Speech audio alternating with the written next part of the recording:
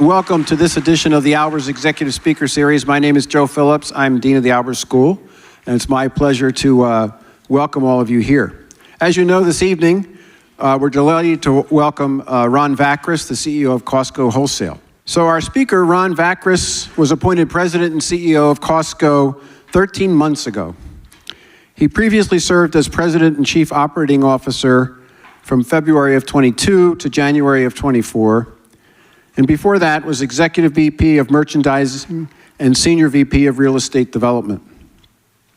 He has been with Costco for over 40 years, serving in a variety of roles and starting as a forklift operator in 1982. Although Costco was founded more than 40 years ago, Ron is only the third CEO for the company. And we are very fortunate to have the first CEO, Jim Sinegal, with us tonight. So Jim, please raise your hand so we can recognize you.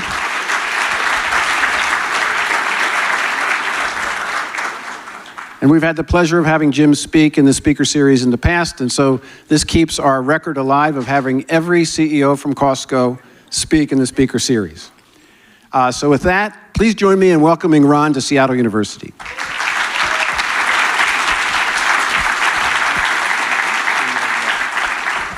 Thank you, Joe. Thank you.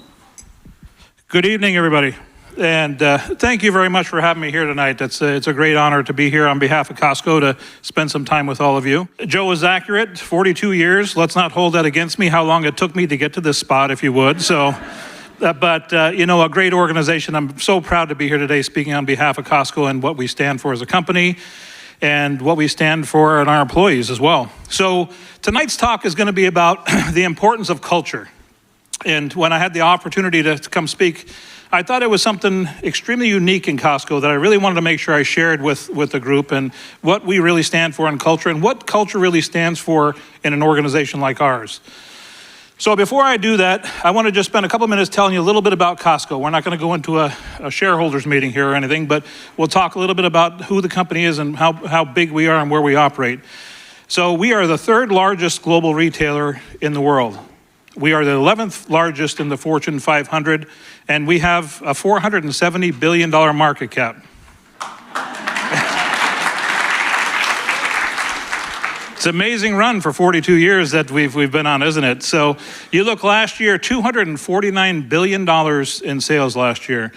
We operate in 129 million square feet, so an average Costco warehouse is about 147,000 square feet. We have 321,000 fantastic employees around the world. And we have 897 warehouses worldwide, and we're doing business in 14 different global regions around the world at this time as well. So before we get into the culture discussion, I always like to start off with a little bit of fun. And this is a reflection of the work all of our people do at Costco. So let's spend a minute and enjoy Costco in the media. We picked out prizes just for you, and here's the first one. It's Costco! This is Gold Star membership for 50 years, along with a Costco shopping spree to get you started. Girl, I go to Costco like twice a week. You know, with these kids, I spend so much money on food and groceries and things, and I got a big snacker, my youngest one, Lord Jesus. What could you guys eat competitively? Every Costco sample. Which Costco sample specifically? Every single one of them. That's a great restaurant, by the way, Costco. I love it. I know Costco. Costco is a very good friend of mine. I've been a Costco member since 1992 when it was Price Club. I know every item they have at Costco. Have you ever been to Costco? Yes. And? My wife loves Costco. She does? Yeah. Are you able to walk freely around She Costco? goes to Costco with my money, so I'm at Costco. You're at the Costco? You can find Jay Powers on the field at every Chiefs home game. The team's primetime showdown against the Ravens was no different. I just wanted to wear something motivating on the sidelines, you know? It was his outfit choice that night that caught the attention of millions. ESPN posted the video. My line in and head said, I got that dog in me Costco hot dog shirt. Quickly garnering 1.9 million views. Thousands of of shares and hundreds of comments. Even Joe, Costco is a great place to work. They get the money and they get all the good stuff. Costco. I'm a big Costco fan. Yeah. Am I allowed to say that? I don't know. And there are other supermarkets. But Costco's the best. No, I'm not allowed to say it. I was actually shopping. I was shopping with my girlfriend. We was at Costco. I was actually getting a hot dog, and whenever I got the call, I wasn't hungry no more. So. The Costco where I'm at this morning, it's about $2.87 a gallon. You can compare that to about $3.30 a gallon at the gas station down the street. We talk about it all the time. How much can Costco, for example, really save you?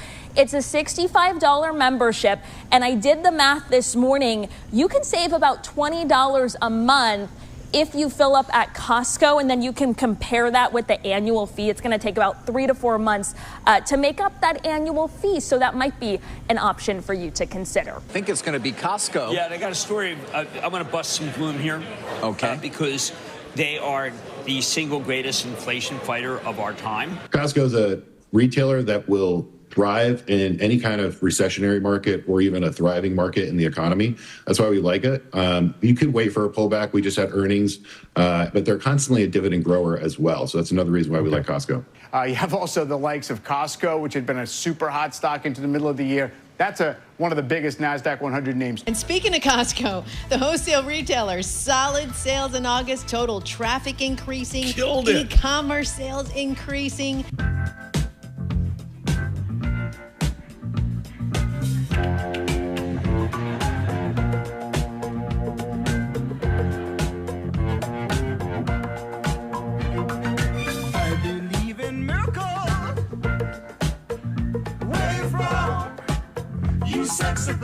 Sexy thing, you. I believe in miracles. Thank you very much. So some great stuff. Nothing better than people out there talking about your organization in such a good light, right? They're talking about the excitement and what Costco does and what we stand for. And those are the things, or the repercussions or the benefits of all the work that our employees do around the world. And so that's the key part to that. So let's get on to culture. Why would I choose culture as a discussion point with such a group tonight? Well, let's start with what is culture? And culture is a collection of shared beliefs, values, and behaviors that define a group of people. And so I'm going to talk to you about a corporate application of culture in tonight's talk, and we'll talk a little bit about how we have looked at culture and what that means to us as well. This is one of the slides we show every employee when they start with a company. And we always start because there's no better time to engage with our employees on what's important in our organization. So we'll talk to them about what is the most important thing for you as an employee at Costco. And that comes through with our culture. So you've got to start it from the first day of the employee's employment all the way down to the end of their when they're off retiring and moving on to bigger and better things. That's how important culture is to us as well. Joe had described that I have the good fortune of being the third CEO of this great organization. And Jim Sinegal, who's here tonight, was not only our founder, but the CEO for over 20 years, followed by Craig Jelinek, who took over for Jim and transitioned with me back about 13 months ago. So, as you can imagine, 33 years working very closely with these two guys, I got a lot of advice, right? There was a lot of great advice. But, you know, I got to tell you, as I moved further up in my career, the advice became more finite, and it got really more focused on something. And I remember with Jim's comment to me at the end when they were going to announce that I was going to be president was just this here. Culture is not a priority. Culture is the only priority. So when you think about that, you think about what Jim and Jeff embarked in the company when we started. And, you know, and I listened to Jim, of course, and with him here, I guarantee I listened to everything he ever said. But you know, I could, as not being the CEO yet, I was trying to think, I get culture, and I get what we do, and I understand it. But he's really pointed about this now. I've got to tell you, I can see why. After 13 months, I truly understand why that was his primary advice to me as a company. So I guess you're all sitting there wondering, okay, there's got to be some elaborate, great slide on the culture of Costco and where it is. Well, there is a great slide on Costco culture. And it is, we always do what's right. Now, when you think about that, that's not a statement of arrogance. It's a commitment to our stakeholders is what that is. So we're not saying that Costco always does the right thing, because that's unrealistic. right? There's no way 321,000 people are always going to do the right thing. But what this statement means to people is when we don't do the right thing, what do? We come back and make that the right thing. So again, not a statement of arrogance, but more a commitment to our stakeholders. Why is this culture that we started with 42 years ago still in place and still so strong today? Well, my beliefs are it's clear, it's concise, and it's to the point. It's very self-explanatory. Our culture doesn't say, well, do the right thing unless it costs you over $100,000, and then let's talk. Or do the right thing with the employees, but, do we have to give them that much pay? That's not our culture. It comes down to just flat out doing the right thing and figuring everything out behind that. The best part about this is this culture applies to me as the CEO of the organization or the employee at 4th Street pushing in carts right now today too. It applies to all of us. It's all of us as employees. This is our culture. So why is Costco's culture so important to us? Why is that our primary objective and our primary goal in what we do? Well, it defines us as an organization. It describes us as employees. And I can tell you, so many times when I'll be flying somewhere and I'll take out a file and I'll start looking and it has our letterhead on the top, and it's an instant engagement with whoever's sitting next to me. And I gotta tell you, most times it never gets to, what do you do for Costco? It just starts with, you work for Costco? Yeah, yes, I do. Where are those sugar cookies I loved so much that are, those are gone. I can't find those anymore. But it really is the affinity of the brand and that me is part of that brand. And we talk around, and my wife and I will go to a charity dinner and we'll go around the table and, there's a doctor and a dentist and this, and she's like, oh, here, we've been married 37 years. So she says, here it comes, and what do? I work for Costco. And then the table, oh my goodness, you work for Costco. And it's the excitement at the table all of a sudden. That is describing us as our employees and what they stand for and what they do. And the respect that is had by all that people that we work with. So this describes us as employees. It protects and serves our members, our employees, our vendors, and our shareholders. So like I said, it was a commitment to the stakeholders. Those are the Costco stakeholders. And provides clear, concise direction for all aspects of our business. But most importantly, it's only as strong as when we live it. It's only as strong as how we live that culture that really is going to continue on for the future of our organization, and is going to continue to grow around the world as we grow our operations around the world. Now, we're not in the business to sell culture. We're in the business to sell merchandise. So I really wanted to set the stage that our mission and our business, which directly correlates to our culture, is to continually provide our members with quality goods. And we lead with quality in everything we always talk about with the merchandise that we sell, and services at the lowest possible price. So that is our objective. That's our mission. That's what every employee comes to work for at Costco every day. We're striving for this right here. All people have a stake in that. If it's an accounting employee, an IT employee, somebody working a register, all has an impact on the sales of the company and where we're going to go. How do we accomplish that mission? What are the rules for engagement that we have and how we're going to accomplish what we're going to do as an organization? Well, we call that our code of ethics. And what our code of ethics is this is how we're going to conduct our business. So we're going to, first and foremost, we're going to obey the law. We may not agree with every law, but we're going to obey it. And if we don't agree with it, we may challenge it, but we're not going to not abide by it. So we're going to obey the law first and foremost in everything we do. We're going to take care of our members. We're going to take care of our employees, and then we're going to respect our suppliers. Our suppliers are true partners of ours, and we're only going to get great things done by growing our company, by having true business partners that are out there. And I'll talk a little bit later on with that as well. And then the fifth pivot, or the fifth pillar of our culture is rewarding our shareholders. Now that comes fifth in an order of priority, because ultimately we are responsible to our shareholders. But as Jim said many years ago, if we follow the 4 principles of our code of ethics throughout our organization, then we will achieve our 5th principle, an ultimate goal, which is rewarding the shareholders. So we're going to get to reward our shareholders, and they've done very well in the history of the company. But we're always going to get there without compromising one of those first 4 principles to get there. And that is known throughout the organization. Everybody knows that we've got some challenging numbers to come up against. We've got a tough quarter. We got to get there the right way. You know, we're not going to do something silly to make any number that's in the company as well. So this, again, you think about our culture and our core values and our mission statement all intertangle with one as the organization. So let's talk a little bit more about culture and about people. Well, again, like I said, we have 321,000 employees worldwide. I will tell you today, and I've always said this over all the years I've been, our employees are our #1 competitive advantage over anybody else in retail.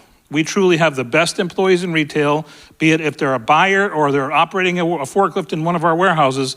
That's what makes the difference at Costco. 95% of our employees are benefit eligible, 97% enroll. Most of the 3% that don't enroll, their spouse works for the company and they don't need to both enjoy it. So I think we're in the high 99 percentile if you look at it that way. Our employees are highly compensated. We have a $30 US average wage. That's the average wage for hourly employees in the US is $30.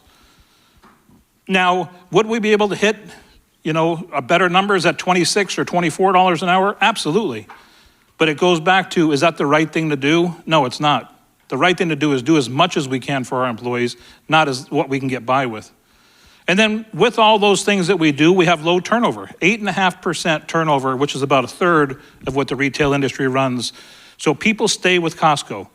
There's nothing more valuable than a 30-year cashier out there on a Saturday working on the front end, or a 25-year forklift driver unloading those trucks. Those people are professionals at what they do, and we want to keep them around as long as they want to work. Our people are our best ambassadors, right? They're the face of the company. I interact with very few members in a day. We have people that are interacting with 30,000 members a day in a warehouse. So they're interacting with people on a regular basis. They are our ambassador. We've got to take care of them. We're going to provide good jobs, wages and benefits for all those folks as well. And the next 2 bullet points are really critical to our organization and very unique to everybody else in the retail industry and so many other organizations as well. We're going to offer careers, not jobs. And that was a big part of when I started with the company in 1982 was, what could I do with this organization? The culture felt right. The culture felt good. They cared about me as an employee. And I was thinking, what could I ever do with this organization? And we're going to promote from within. We've always had a commitment that 80% of all of our managers are going to come from within the organization in one form or another. Very important that everybody is included. Everybody has an opportunity. We all share the same opportunities and the same opportunities around the world to work for this company. And it's just a good business. Over the years, Joe mentioned it before too, we are resilient. We can operate well in good times. We can operate well in tough times. People look to Costco when they need to save money because the economy is not so great. We've proven that we can operate well through a pandemic. Our business model is based on good core values, and it seems to work through all times. Sure, you have to shift things and do things a little differently as those times change, but the model works, and we've got a good sustainable future ahead of us if we stay true to what our model is as well. So I talked about the future and developing people and promoting from within. And Joe spoke about, I started as a forklift driver 42 years ago, and now I'm the CEO. I'm not unique in the organization. Now, this young lady is here tonight, and I don't think she knew her picture was going to be up on the screen. But to show that I'm not unique, I could go on to this topic for hours with you. But Claudina Adamo, she's our Executive Vice President in Merchandising. She's what we call the head merchant. So if we sell it, Claudine's responsible for it. So you can imagine what that responsibility level is for this lady. She started in 1982 in our Kirkland location in security. What security was, we used to call it that in the day, is she's the one at the door greeting you when you walked in. As you can see, Claudine worked her way through her career and spent 10 years in Los Angeles, moved, did some regional office work, came back to Seattle, worked her way up. Now she's an Executive Vice President of Merchandising and overseeing all the merchandise that we sell as an organization. Scott O'Brien, he's now Senior Vice President of Fresh Foods. Scott started in 1993 as a meat cutter in Silverdale, Washington. Then I'm not going to go through Scott's whole hierarchy of history again, but from meat cutter in charge of every fresh food that you'll buy in a Costco. This gentleman is in charge of it, and he's going to make sure we're doing the right thing. And then the last example that I wanted to show you is Pierre Rial. Pierre started with the company in 1986 in Quebec, Canada. Pierre now is our Executive Vice President, Chief Operating Officer of International. Pierre oversees 12 regions around the world. Everything but Mexico and the US is Pierre's responsibility for the organization. But again, started up in Quebec, stocking aisles. So when I talked about those two attributes of the organization and our culture and how important it is to the company, when you see those leading the company around you and you see that, wait, this is not eyewash, this is really the way this company operates, it creates great stickiness with employees. They want to be here with us, they want to see what their opportunities will be, and we want to move forward together. So people is it. It's the key aspect of what we do, and it's the key who we are as a company. Again, like I said, our mission statement, right? Bring goods and services to the members at the lowest possible price with the highest quality. Let's talk a little bit about that as well. Claudine and I have used this slide many times when we're courting a new supplier, somebody who wants to sell to Costco, and they want to understand, okay, what am I getting into here if I'm selling goods to Costco now as well? Well, we'll start off with, we're very high volume. You've got to be able to produce high volume for us because we're a very fast moving company. And we're a very productive retailer. What that means is we want to place an order for 1 million of something, and we want 2 colors and 2 sizes, and just go for it. Just produce them like wild. We're focused on the top line, not margin. So we want to make 9, 10 cents a dollar on something, not 30 or 40 cents a dollar, but we want to sell a lot of dollars. We want to pass the best savings on to the member that we can and sell more than we could ever thought we would have sold. We're one of the only true global retailers. Jim started this from the inception of the company, that 12 times a year, we have all the operators from around the world, all the country managers come in for 2 days, and we sit in a room for 2 days with Claudine's staff and all the operators, and we discuss the business, and we discuss what's going on in Australia, and what's going on in Sweden, and what's going on in Mexico. And we all get together and collaboratively work as an organization. We're very in tune with each other, even though we're so widely spread apart as an organization. So if a supplier has an issue or a proposal, there's one place to go. We can get that item into everywhere in the world just by coming to one office. We're tough but fair, and a deal is a deal. And that has been the statement for many, many years. And I'll give you a brief example of that. During COVID, things swung and changed every day, as you all have experienced and went through with us as well. And there was a period of time when apparel just completely stopped selling. People were not buying apparel. It was open, no packaging. It was out on the floor. Everybody thought it was full of COVID, right? I can't buy that because it's got COVID all over it. But so we had our suppliers come to us. So our head of merchandising in apparel comes into me and says, we got a real problem. And I said, okay, what's the problem? He says, we got a lot of apparel on hand, and it's not selling. He goes, there's nothing I can do to get it to go, and I've got a lot of apparel coming. And he said, and all these apparel suppliers are calling me frantic because all the other retailers are cutting the orders. They're all saying, nope, don't need it, don't need it. He said, I just don't feel right doing that. I made a commitment. I told them I was going to buy that $100 million worth of those jeans or the $50 million worth of those jeans. So that group went out and we stayed true to every order we had placed, right? We asked everybody, could you hold it off a little bit? Could you slow it down? Because we had apparel stored everywhere in the country. We had it tucked everywhere. But we lived up to every deal we had. And we had every deal that got confirmed out there. That is something that would be remembered by those suppliers for decades, right? They're going to remember that Costco stood for the deal. We didn't need it. We went out and had to borrow money to pay for this stuff. But we were going to stand true to the deal that we had. And that goes back to a reflection on the culture we have as an organization. Kirkland Signature. Hopefully all of you are very familiar with this brand. It is one of the largest global brands out there. Over $80 billion in sales last year from Kirkland Signature. Started with a shampoo and a vitamin back in 1995. It's a 30-year anniversary for Kirkland Signature now. Why would we need our own brand? We have Apple and Tide and Nabisco and all these brands out there. Because this is an opportunity for us to control the quality and the value for our member. A Kirkland item that you see anywhere in a warehouse from Costco is built by a Costco buyer, down to the raw ingredients and where we source them from. How clean we can get that ingredient deck, how we can make this item better. We sat down today and went through some items for the new sushi lineup, and we went through other things where the buyers have strategically planned out how can I make this item better? It's always focused on quality, and then of course we got to be competitive with the prices as well. We're always going to look for innovative packaging. Again, like I said, clean ingredient deck. Make sure we have full traceability. We know where those raw ingredients started and where they come from. So should there be a problem, we know how to trace it all the way back.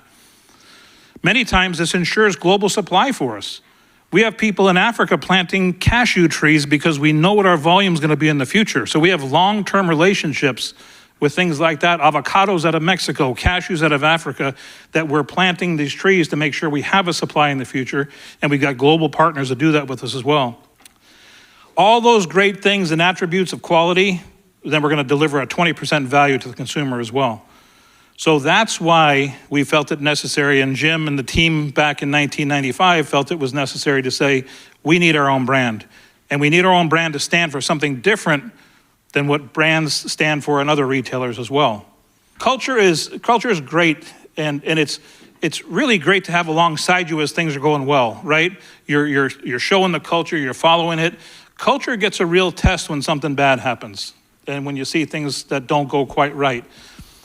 Got two examples out of here. I don't know if there's any golfers in the room, but many of you may have heard the phrase, he hit the cover off of that ball.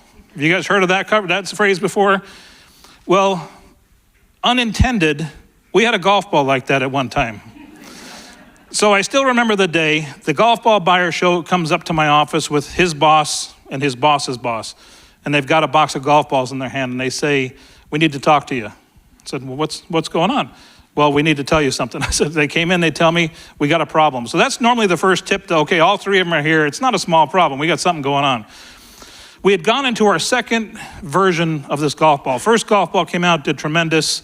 We wanted to make it better. Continuous innovation is the Kirkland brand. We're always going to make something better. Well, the first 100,000 golf balls came off the line, and lo and behold, we found out that there was a problem with 10,000 of them. And what made this golf ball so much better was the adhesive we were using to hold the cover onto the ball itself. So we found out that there was 10,000 cell units that that cover was going to come off if you hit the ball hard enough. So I turned to the three of them and I said, gentlemen, what are you going to do? You know, and so what made me so proud was the buyer came back and says, here's what I want to do. I want to send everybody who bought a golf ball, because the 10,000 we couldn't tell who they were. It was mixed in with the other stuff. The glue was used, it failed. We couldn't tell where it was.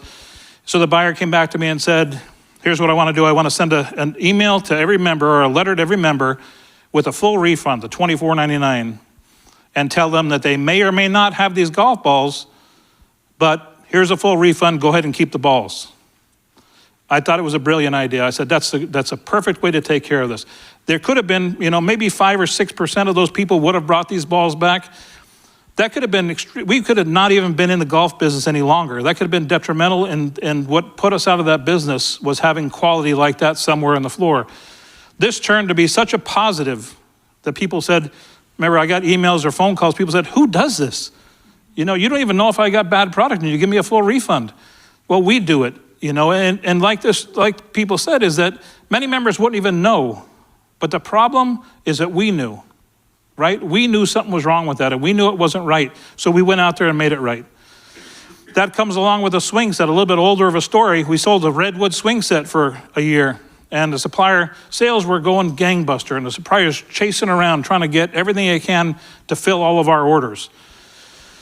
Lo and behold, unknown to the buyer, they said, this redwood swing set, well, there's 2 pieces that I can't get the redwood in. Let's just put another really good wood in there.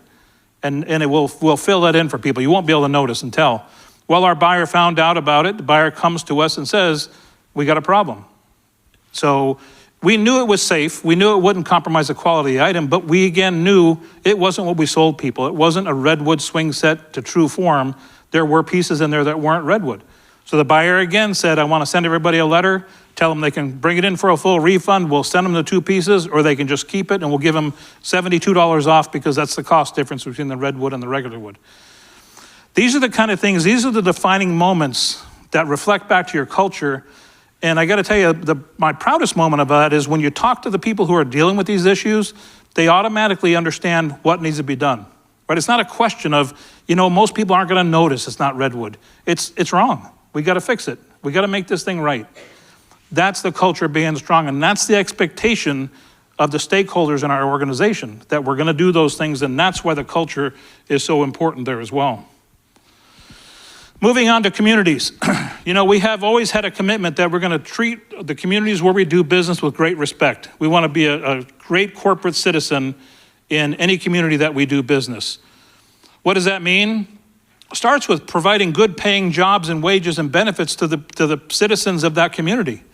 Nothing better to infuse health into a community of creating great jobs, where people are well taken care of their families because of the benefits they have, they're able to pay their bills and live a good life. We're going to support the people impacted by our business. How are the neighbors? When we build our warehouse, is the traffic taken care of properly? Is there a noise ordinance that we got to build a wall so the lights aren't shining in somebody's home? Are we buying from local suppliers in that community that can sell goods at the Costco? We want to have well-respected facilities that are clean and safe. I got to tell you, over the 42 years, every time Jim, Craig, and myself go to any warehouse, before we walk in, the first thing we do is drive around the back. You want to make sure that, how does your back end look? Is it something you'd be proud of with the community? You don't want to see trash out there and flies and those kind of things. You want to make sure that warehouse is clean from one end to the next. And we want to make sure that we're being as sustainable as we can. Are we doing the right thing for our community and for the world? Or are we responsible corporate citizens that are doing the right thing out there, respecting the land that we're working on? We also focus on charitable giving. We give 1% of our pre-tax profit in charity.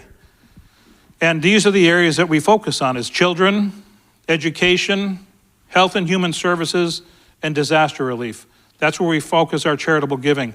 We focus these in the communities where we do business around the world.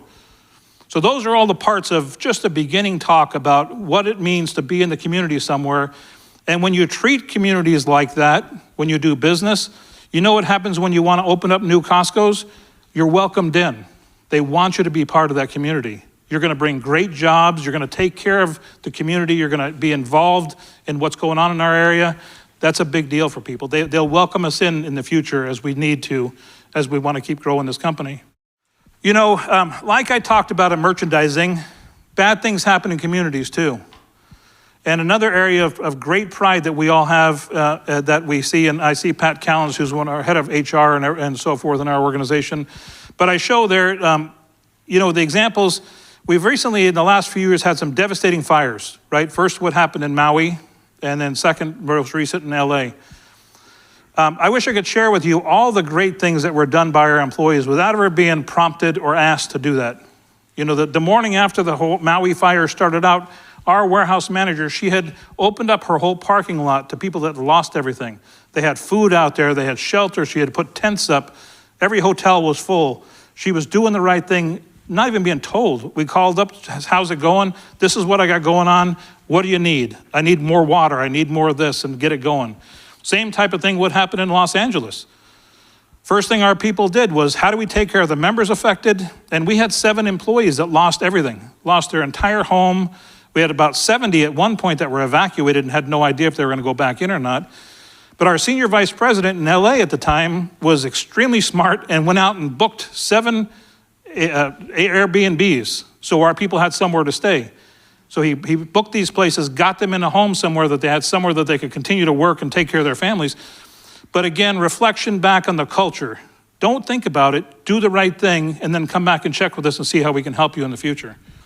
Those are great things.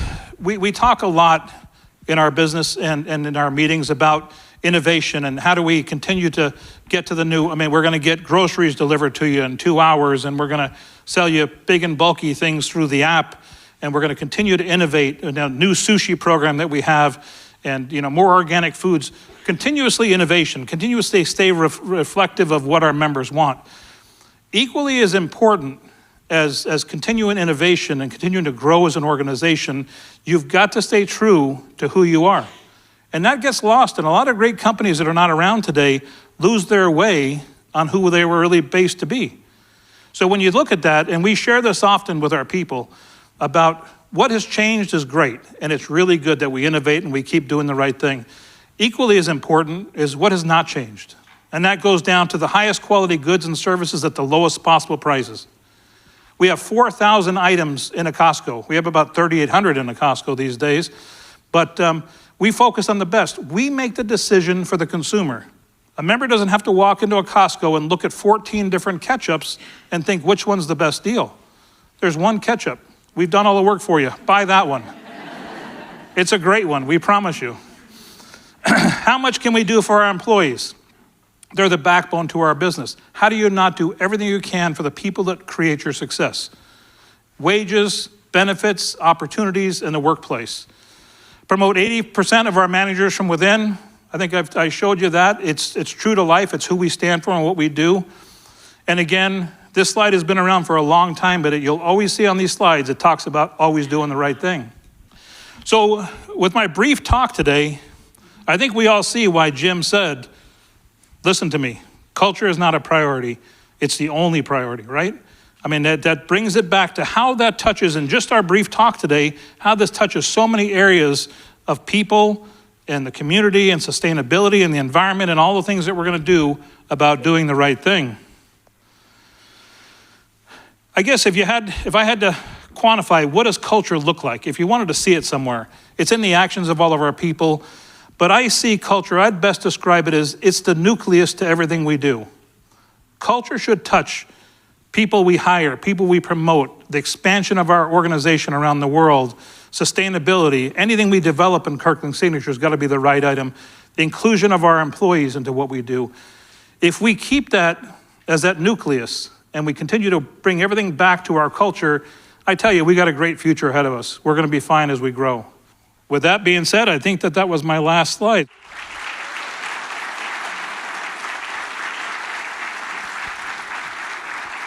Okay, thanks so much for that, Ron. Really appreciate your opening remarks there. And now I'm going to have our panelists join us, and I'll give very brief introductions on them, and then we'll get to some questions. So sitting next to me is Isaiah Cole. He's a senior finance major from Kent, Washington. He's been very active on campus, working with the Albers Career Center to being a teaching assistant for the Albers Undergraduate Leadership Program. Isaiah is also a Costco scholar, and he's had 3 internships at Costco, and he's accepted a full-time job offer at Costco upon graduating in June. All right. Yeah. We always like those good outcomes. Next to Isaiah is Stacy Jimenez. I'm sorry, Stacy's not next to. Stacy's on the other, next to Ron. She's an alumna of our Executive Leadership Program. She's been with Costco herself for 40 years and began at Price Club back in Redwood City, California. She's now the Vice President and Regional Operations Manager for the Northwest, which means she oversees 18 Costco warehouses across Washington, Montana, and Idaho. And then finally in the middle is Selena Prudente. Selena grew up in Central Washington. When she went to UW, she was a Costco scholar there when she got her degree in American Ethnic Studies. And now she's at Seattle U in our early career MBA. And she's also now a Senegal Fellow, which means, which is a graduate scholarship for Costco scholars who are taking graduate programs at Seattle U. She's very passionate about helping other first-generation Latinos break barriers and create opportunities for future generations. All right, so those are our panelists. Thank you, panelists. And Isaiah, you're closest to me, so you get the first question. Furthest from Ron. Okay. As a Costco scholar, I've experienced firsthand the impact that Costco has in their support for me. What inspires you to lead initiatives like the Scholarship Fund for Seattle University and University of Washington students? And what do you see, what do you want to see in the future generations of those Costco scholars? Great question. Education is power. And really, when you get to take advantage of an education, it strengthens you to be the person you really want to accomplish and what you want to become in the future. And when people finish your education, you're never done learning, right? And as you'll find in your new role at Costco, you're going to continue to learn and you're going to continue your education forward.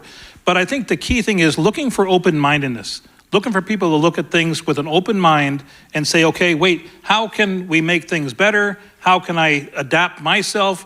Is there new ways of looking at things? Because that really enhances creativity. And the people that come in and have eyes wide open and appear and approach their jobs with Costco with that type of a role is just, it's great for them because they're very, very successful. Thank you. Selena? So, Costco recently reaffirmed its commitment to diversity, equity, and inclusion despite federal pushback. Why do you believe DEI is essential to the company's culture, and how have you seen it positively impact employees and customers? It's a very touchy subject we're going into here. Looking for any cameras back there from the news, but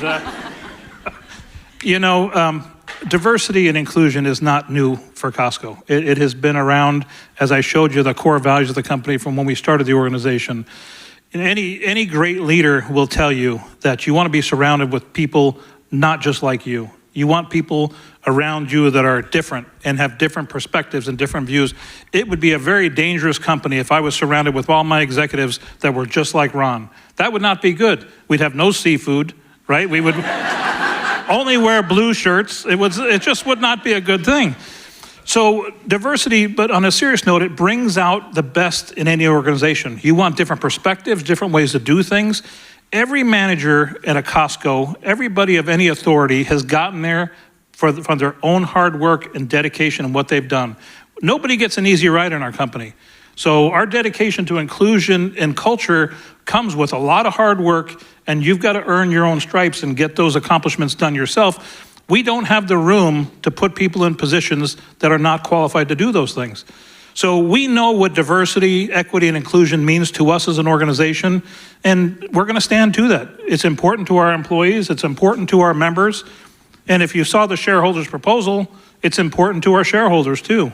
So we're doing the right thing and we're going to stick with it. Thank you.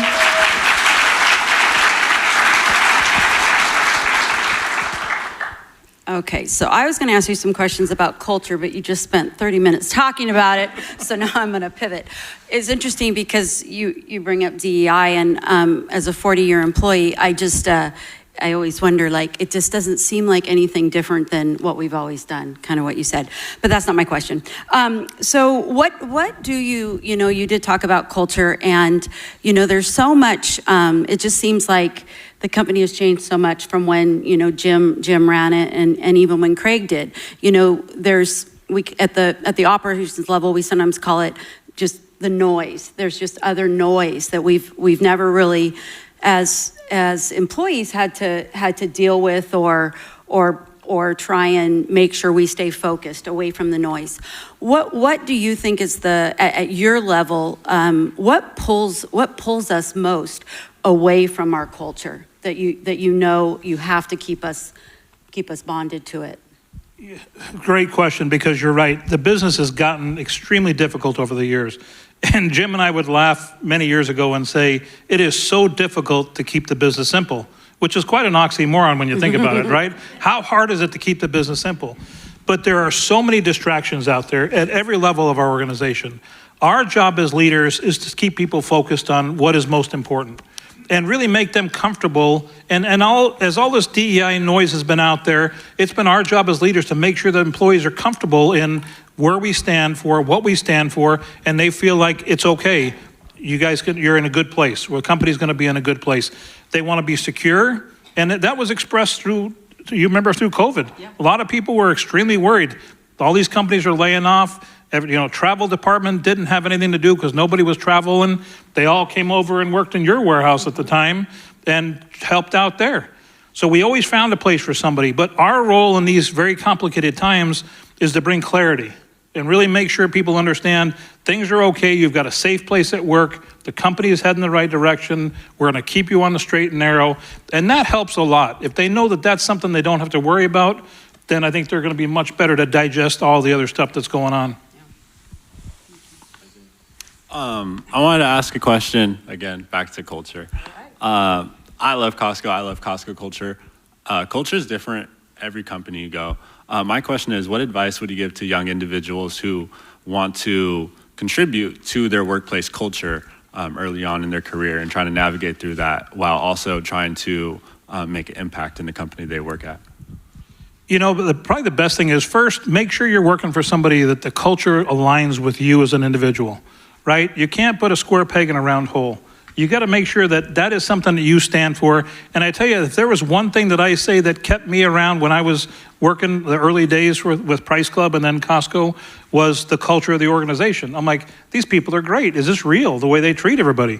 And so I would have to say that that's first and foremost. Make sure your personal alignments tie in with what that organization stands for. When they do, then try and get a deep understanding of it. Again, you gotta live the culture. And if you can live it, and people can see if it's natural or if it's put on with a paintbrush, they need to see natural execution of the culture to really make sure that they understand and they feel it's true. So I would say that that's it. Make sure it aligns with the young professional starting out in their career. Make sure you align with that organization, and then get a deep understanding of what that means. What does culture mean to somebody? Because it's easy to lose track of where those real priorities are. Having started on the front lines in the warehouse as a forklift driver, how has that experience shaped your leadership style as CEO? What lessons from those early roles have been the most valuable in your corporate career? You know, probably the thing that the group that's here today would tell you they hear the most of is I remind everybody how hard those jobs are that our people are doing out there. And you know, we seem to come up with a great idea to put a new policy in place for this and a policy for that. And you forget what it's like to stand at a register for 8 hours ringing on a Saturday that you're going to do $1 million in sales that day, and making sure that we all try and stay true to what our employees are dealing with. How do we continue to make sure, and I think many of us have that same focus on how do we not complicate this business for our employees, and having a good understanding of doing those jobs. And there's no way anybody could do everything at a Costco, right? You're going to be 85 years old by the time you get to be the CEO because you've touched every area of the business. But you get the culture, you understand the work ethic and what it takes for our people to do their jobs. I think that's the most important thing, is you got to go out there and say, wait, how do we protect these people and keep them doing their jobs, not being distracted by internal or external forces, as Stacy mentioned. Thank you. So, you know, you made a comment or in your presentation about all the advice that you get constantly about how to do your job by the previous CEOs. No offense, Jim. Just kidding. No, but I actually kind of watched Jim give a lot of advice to Craig as he kind of transitioned, because I was running Issaquah at the time. You know, you were given, you know, the company this is a great company, and you were given a gift, this company. Maybe it doesn't feel like a gift all the time. It's a gift. It is. So going into that, obviously, I mean, I would imagine there has to be some uncertainty, a little bit of fear about what you're taking on and that type of thing. What were you uncertain of, and what was your strategy to, I mean, you're a CEO of this company. What was your strategy to deal with that? You know, I guess a couple of great questions there. You may always think you're ready until that first day you walk in the door and you're the final decision maker. Let me tell you, you're not ready. It's a whole different feeling when you're that way too. But, you know, my strategy was, I've been fortunate being who I am. I'm not going to be Jim Sinegal. I cherish Jim. He's one of the best leaders in the country. I can't be Jim, and I can't be Craig. I'm going to be Ron, and I'm going to do the things that I've learned over the years, and I'm going to stay true to who I am. It's worked pretty good for me so far. But you got to be true to who you are, because people need to relate to you for who you are. And I've learned so many great things from those two leaders over the years, and from the Jeff Brotmans of the world and the Rick Liebensons of the world, that you develop your style from melding all it into what you believe as well. So, you know, my approach was come in, do my job, I'm extremely blessed, like you said. You know, this, you couldn't have the better company to lead and work very closely with the people in our organization. Yeah, thank you. Yeah. Costco is my favorite place. Our roommates, they eat so much food that we only can shop there because if we go to like Safeway or something, it's just not enough. Costco's business model is a big. Far, Isaiah. Isaiah's just become a supervisor. How about that? I'm out. Isaiah's in. We got to learn a little bit cost cutting in the household. My question is Costco's membership model is a big reason, and what sets them apart is how do you see Costco's membership evolving over time as the retail industry changes as far as membership benefits and those sort of things? You know, membership card is the most important item we sell at Costco, right? People will think it's the hot dog. Love the hot dog. I've had about 1 billion of them in my career. You know, the rotisserie chicken, it's that membership card. Everything we do, I'm going to stop with the items because I find everybody's affinity here. Everything we do in the organization supports that transaction of the membership card. So we're going to continue to look at how do we add value. You know, when we think about, I remember when we added the gas stations, I remember talking to Jim. I was in Scottsdale, Arizona, and we're going to put in 2 gas stations, one in Tucson and one in Scottsdale, the first 2 in the company. And I'm thinking, I don't know anything about selling gas. And Jim's like, buy high quality goods, sell it at a great price. How tough could it be, right?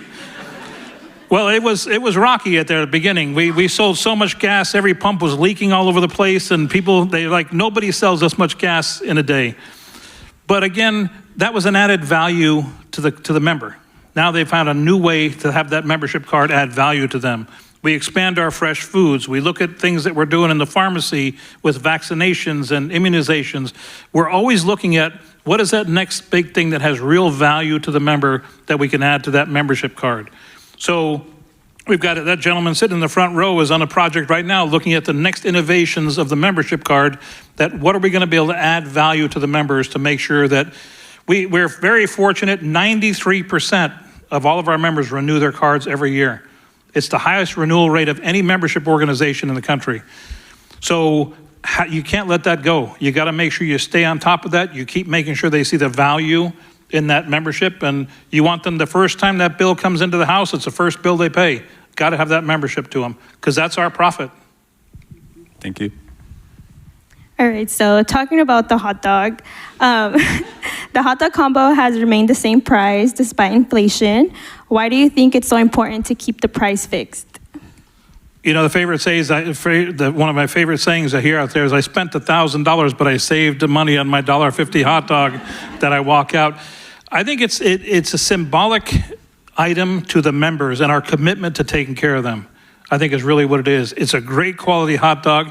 We've now, to keep that price there, we've opened up 2 of our own meat plants to produce the hot dogs ourselves because we couldn't afford to have somebody else do them now. We want to keep the quality there, so we're producing them ourselves, and they're around the world. I mean, it's amazing how many hot dogs we sell around the world. So it's symbolic to what we stand for as an organization. The $4.99 chicken is as an equivalent of what that means to the members. Now, we have to work really hard to keep that chicken at $4.99, but it's not going up on my watch, either is the hot dog. You know, that's just not going to happen. So we send them back to say, go back and figure it out. You got to make it somehow. So part of our culture is telling our story and being impactful that way. And part of it is always remembering as leaders to reach behind and pull people forward. Such a big part of our job and our culture is pulling people along. Who pulled you along?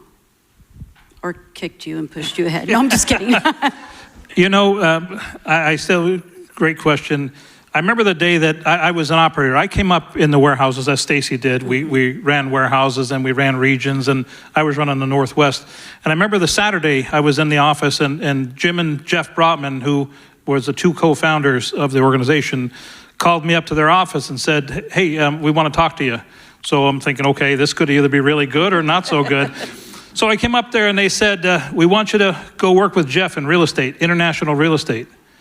And I'm thinking to myself, I've bought and sold a couple of homes. I did okay, but I'm not an international real estate guy. And they said, no, you're gonna be fine. You're gonna be fine. We want you to come up here and we want you to do this. We want an operator in that position. We want somebody to be thinking about that. In my lack of knowledge, what was Jim doing and Jeff? They were grooming me for the future. They were working on getting this guy exposure to other places in the organization. So it was before Jeff passed, it was 2 of the most dynamic years I ever spent. We were around the world for 2 years straight, right? We opened up our first China location, Iceland, our first one in France, first location in Spain. We really blossomed as an organization and opened up that international. The knowledge I got in that 2 years was 10 years of learning, from one of the best retailers in the world, and his negotiation skills and how we interact with other countries and learn the cultures and are respectful of the cultures when we go into those places. So I've been very fortunate. I've had a Jim, I've had a Jeff Brotman, I've had a Rick Liebenson, and there's people out there that pull you forward. And I got to tell you, I've been pulled forward many times, and it's very uncomfortable. It's very, that first real estate meeting I went in there, I was like, okay, I don't know what I'm going to say in here. I don't know what I'm doing. But if you're humble and you ask people to teach you, they'll bring you in. And that's what happened. They brought me in, they taught me, and they brought me along, and I learned a lot in that period of time. Yeah, very true. I'm going to throw in a question from the crowd. One of the questions was about, how does Costco think about competition? Who do you see as your competitors? How does that vary across nations and globally and so forth? How do you guys think about that? How do you respond? If there's a phrase, healthy obsession, that would be the time to apply that. We're obsessed with competition. We've got to make sure that we continuously watch people that are out there. Our competitors are getting better, and they continue to get better. They've gotten better for many, many decades, that they keep evolving and getting better at what they do. But you've got to look at, the competition is different for every segment of our business. Our gas folks have their competitors that they're out dealing with. The appliance department that sells appliances is concerned about Lowe's and Home Depot, not so concerned about Sam's Club and Walmart. The grocery people that are out there are concerned about the grocery stores and so forth. So every subset of our business knows who's in their categories, right? I've got this categories of my responsibility, and I need to make sure I'm aware of who is out there doing this, and who's in that business that I need to be aware of. And so it's a wide swath. When we visit competition frequently, you can't go into competition and not look for the good things they're doing too, because there's a lot of good things out there, so you have to learn from those, not just walk in and say, we're better here, we're better there. You got to go in with an open mind and say, they're doing a great job here. And this is something we need to pay attention to. So it's a wide array, and you got to be in touch with them, you got to be in their business, and it's around the world, because there's somebody different in every country we do business. What's your favorite KS item? That's a deep question. It truly is the hot dog and Coke. Okay. There's no. I remember I would when I was young and started out, and I was unloading trucks as a forklift driver, I'd have 2, because the nice part is they stay with you so long you don't have to eat that night, right? You're enjoying that hot dog for many hours after they've actually consumed it. So, but that's my go-to item. Okay. Okay, I have a question about going back to your ketchup example, right?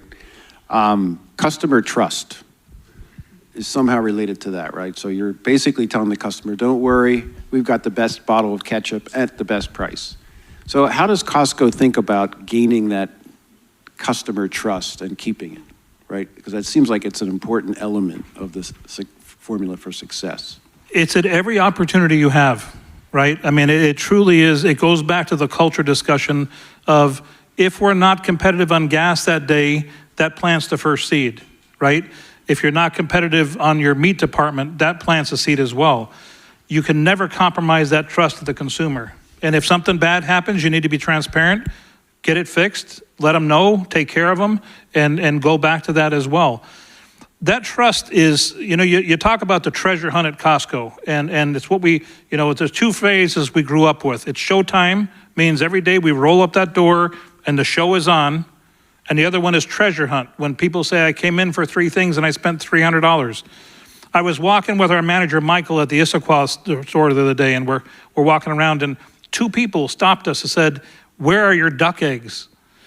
And I'm looking at him going, duck eggs? And he goes, yeah. He goes, we started getting duck eggs in, shelf-stable duck eggs, and they're blowing out. We can't keep them in stock. The things are the hottest thing. So I asked this lady, have you had them before? She said, no, but I trust you guys. I just heard they were great. I'm here to buy duck eggs. So, I mean, that is, you got to put the value to what that's worth to the organization, is that trust that those members have in us of it's quality goods. I may not have never tried it before, but if your buyer has blessed that to come into the warehouse, it's got to be good. Okay, on that note, we're going to leave it there. So thank you so much for joining us tonight, Ron. Appreciate it.